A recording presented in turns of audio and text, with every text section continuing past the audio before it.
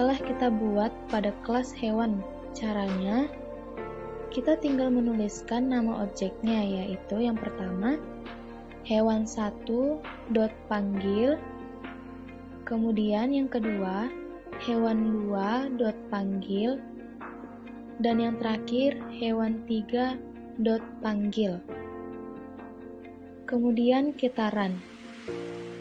Nah, di sini telah tertampil identitas hewannya. Kita lihat yang pertama, dengan nama hewannya kuda, kemudian jenisnya masih kosong, dan umurnya 0, sesuai dengan isi dari konstruktornya.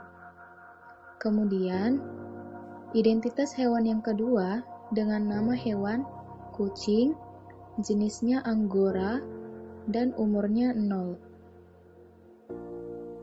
Lalu identitas hewan yang terakhir, dengan nama hewan anjing, jenisnya bulldog, dan umurnya 4 tahun.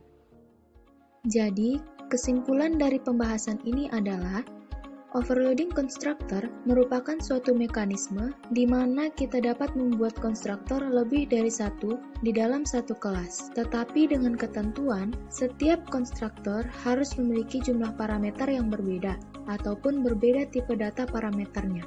Itulah pembahasan dari overloading constructor. Terima kasih atas perhatiannya. Sampai jumpa.